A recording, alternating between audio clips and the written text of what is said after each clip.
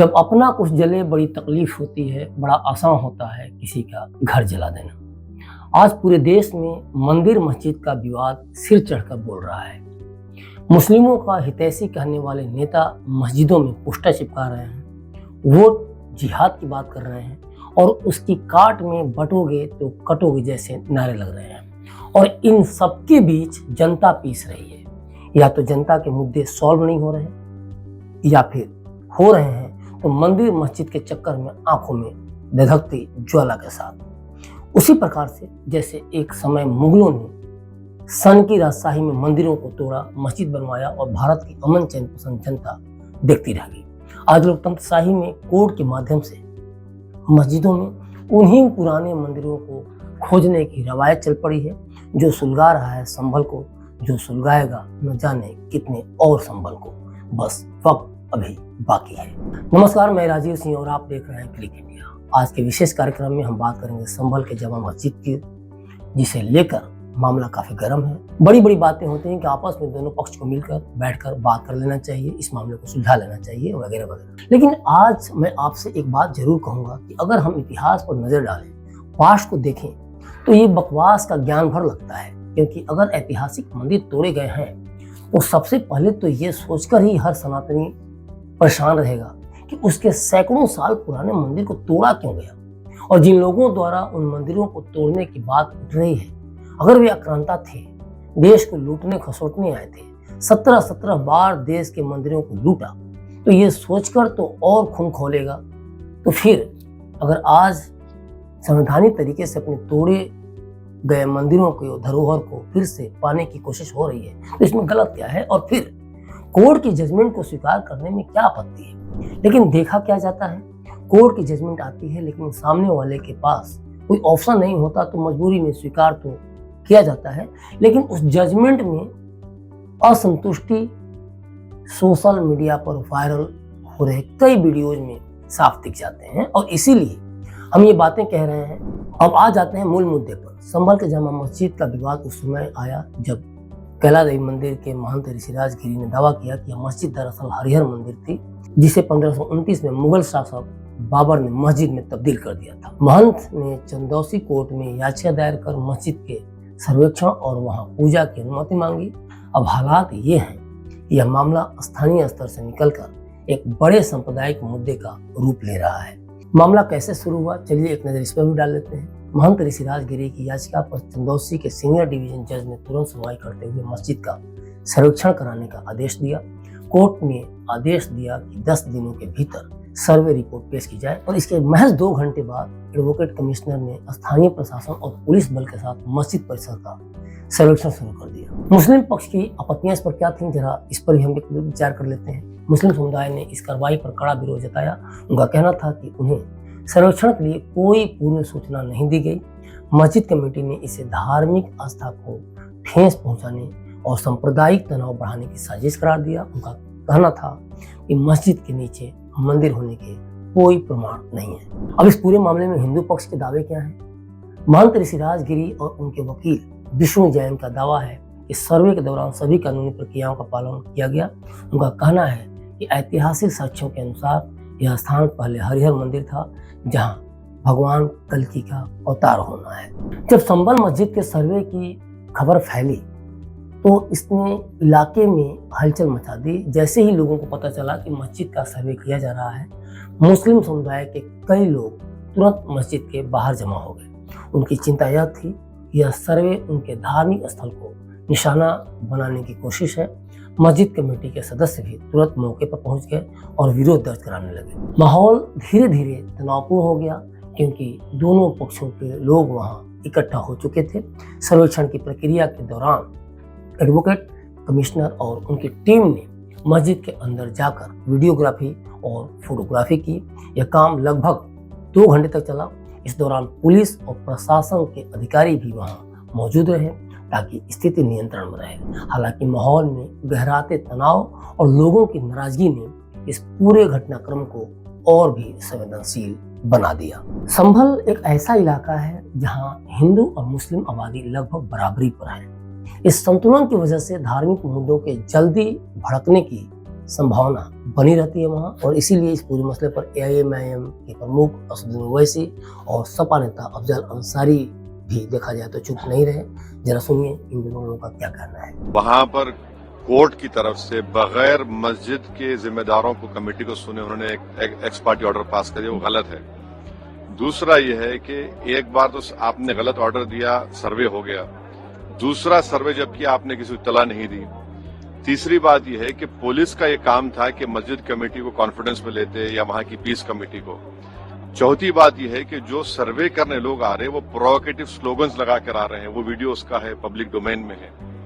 और उसके बाद जो वहां पर वायलेंस हुआ जिसमें 3 मुसलमानों को गोली लगी, उनकी मौत हुई, हम इसका कंडेम करते हैं। ये फायरिंग नहीं बल्कि मर्डर है।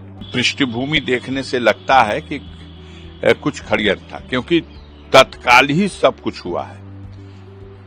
कब कोई व्यक्ति गया, कब कोई उसे आदेश प्राप्त हुआ और कब उस आदेश का अनुपालन करने के लिए सारे टीम के लोग पहुंच गए और किस तरह से प्रोपेगेंडा करके उसको एक अजीब तरह के माहौल क्रिएट कर दिया गया। इतिहास और कानूनी पहलू को लेकर देखा जाए तो भारत में मस्जिदों को लेकर विवाद कोई नया नहीं है। कई ऐसे धार्मिक स्थल हैं जिन पर यह दावा किया गया है कि वे पहले हिंदू मंदिर थे और बाद में उन्हें मस्जिदों में बदल दिया गया। उदाहरण के तौर पर वाराणसी की काशी विश्वनाथ मंदिर के पास की ज्ञानवापी मस्जिद और मथुरा की शाही ईदगाह को लेकर विवाद लंबे समय से चल रहे हैं। इन विवादों में कहा जाता है कि मुगल शासकों ने हिंदू मंदिरों को तोड़कर उनकी जगह मस्जिदें बनवाई। हालांकि इतिहासकार इस तरह के दावों पर सवाल उठाते हैं। उनका कहना है कि इन मामलों में ऐतिहासिक साक्ष्यों की कमी है, जिससे यह तय करना मुश्किल हो जाता है कि सच क्या है। हालांकि विवाद चाहे जिस मस्जिद पर उठे, हल उसका कोर्ट से ही निकलता है और इस संवैधानिक परंपरा का स्वागत मुस्लिम समुदाय भी करते हैं। लेकिन सोशल मीडिया पर कई ऐसे वीडियो भी वायरल हो रहे हैं जिसमें मुस्लिम पक्ष को सर्वे कराने पर भी आपत्ति है। उनका कहना है कि जहां मस्जिद है वहां मस्जिद को रहने दो और मंदिर कहीं और बना लो, जगह की कोई कमी नहीं है। तो हर मस्जिद में भगवान बैठे हैं। आप ये बताओ, मंदिर बनाना कहीं दूसरी जगह बना लो, मस्जिद नहीं बन रही है। ये 300 साल पुरानी मस्जिद है, भगवान कहाँ से आ गए उसमें? अब कितने भगवान आप ये भी पता करो। तो सर्वे होने में भी कोई परेशानी है? क्यों ना है? अयोध्या में सर्वे हुआ, टूट गई नहीं टूट गई? तो अयोध्या में सर्वे हुआ तो मंदिर था तो इसलिए टूट गई। मंदिर कहाँ था? 600 साल पुरानी मस्जिद थी। मस्जिद आज की थोड़ी है, एक जमाने की मस्जिद है। तो अगर तुम्हारी मतलब ये कि तुम्हारे घर जमीन पे या घर पे अगर कब्जा करा जाए तो बुरा तो लगेगा। विवाद मस्जिद पे ही आ गया। हर मस्जिद में अरे एक मिनट, कितने भगवान हो? कितनी जमीनें पड़ी हैं? अगर तुम्हें मंदिर बनाना हो, किसी मुसलमान को इतराज नहीं, कहीं दूसरी जगह बना लो। इबादत तो करना है, जरूरी है कि विवाद ही बोना है। आपको याद होगा RSS प्रमुख मोहन भागवत ने जून 2022 में धार्मिक स्थलों को लेकर चल रहे विवादों पर एक अहम बयान दिया था। उन्होंने कहा कि हर मस्जिद के नीचे शिवलिंग ढूंढने की कोशिश करना सही नहीं है।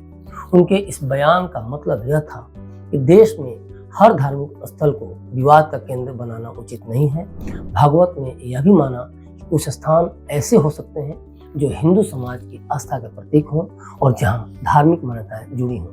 इन स्थानों को लेकर भावनाएं स्वाभाविक हैं, लेकिन इसका यह मतलब नहीं कि हर जगह इतिहास में जाकर विवाद खड़ा किया जाए।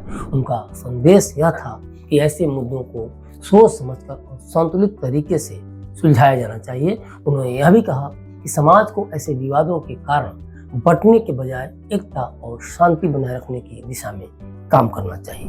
प्रतीकात्मक कुछ हमारी विशेष श्रद्धा थी, ऐसे स्थानों के बारे में हमने कहा, लेकिन रोज एक मामला निकालना नया, ये भी नहीं करना चाहिए। हमको झगड़ा क्यों बढ़ाना है? ज्ञानवापी के बारे में हमारी कुछ श्रद्धाएं हैं, परंपरा से चलती आई, हम कर रहे, ठीक है, परंतु हर मस्जिद में शिवलिंग क्यों देखना? अरे भाई वो भी एक पूजा है, ठीक है, बाहर से आई है, लेकिन जिन्होंने अपनाई है वो मुसलमान, वो बाहर से संबंध नहीं रखते, ये उनको भी समझना चाहिए। तो मोहन भागवत का यह बयान समाज को विवादों से बचाने और शांति बनाए रखने की दिशा में एक प्रयास हो सकता है, लेकिन व्यवहारिक स्तर पर इसे लागू करना आसान नहीं है, क्योंकि धार्मिक और ऐतिहासिक मुद्दे गहरी भावनाओं से जुड़े होते हैं। हिंदू समुदाय का एक वर्ग यह मानता है कि मुगल काल में उनके मंदिरों को तोड़कर मस्जिदें बनाई गई थी। यह विश्वास उन्हें अपने धार्मिक और सांस्कृतिक धरोहर को फिर से हासिल करने के लिए प्रेरित करता है। राम मंदिर के पक्ष में सुप्रीम कोर्ट के फैसले ने इस भावना को और मजबूती दी है। इस निर्णय ने यह संकेत दिया कि न्यायपालिका ऐतिहासिक और धार्मिक मुद्दों को सुलझाने में निर्णायक भूमिका निभा सकती है, और आप देखिए कि उसके बाद से ये रवायत तेज भी हो चली है। इसके अलावा समाज में यह भावना भी है कि अपनी धरोहर और आस्था के प्रतीकों को फिर से हासिल करना एक सामाजिक न्याय का मामला है। तो नेता हो या कोई और, बातें तो बड़ी बड़ी हो रही हैं या होती हैं कि दोनों पक्षों को बैठकर बातें करनी चाहिए, मामलों को सुलझा लेना चाहिए वगैरह वगैरह, लेकिन उनके पास इस बात के जवाब नहीं है कि आप अपने ड्राइंग रूम में क्या बातें करते हैं। और यही सोच ऐसी स्थितियों में समाधान निकालने में बड़ी चुनौती के रूप में खड़ी हो जाती है। वास्तविकता ये है कि दोनों पक्ष अपनी स्थिति पर अडिग रहते हैं, जिससे किसी भी तरह की बातचीत तक नहीं हो पाती, बातचीत असफल हो जाती है। बाबरी विध्वंस और उसके बाद के घटनाक्रम इस बात का प्रमाण है कि केवल बातचीत से समाधान निकलना आसान नहीं है। ऐसे में कानूनी प्रक्रिया का सम्मान करना सबसे सही रास्ता है। सही रास्ता यही है कि हर विवाद का समाधान न्यायपालिका के माध्यम से साक्ष्यों और तथ्यों के आधार पर होना चाहिए। इसके अलावा मध्यस्थता की पहल और धार्मिक स्थलों के संरक्षण के लिए एक राष्ट्रीय नीति बनाई जा सकती है। इससे बेवजह के विवादों पर रोक लग सकती है। धार्मिक समुदायों के बीच संवाद और समझ बढ़ाने की भी जरूरत है। ऐसे मंच बनाए जाने चाहिए जहां दोनों पक्ष अपनी बात रख सकें। हिंदू समुदाय की यह नाराजगी है कि उनके ऐतिहासिक मंदिरों को लेकर न्याय नहीं हुआ, स्वाभाविक है। इसे केवल कानूनी प्रक्रिया के तहत ही सुलझाया जा सकता है। भावनाओं के आधार पर कोई भी कार्रवाई समाज में आने वाले समय में अस्थिरता को ही बढ़ावा दे सकती है। तो आपकी इस पूरी खबर पर क्या प्रतिक्रिया है, हमें कमेंट बॉक्स में कमेंट करके जरूर बताएं और बने रहें क्लिक इंडिया के साथ। शुक्रिया।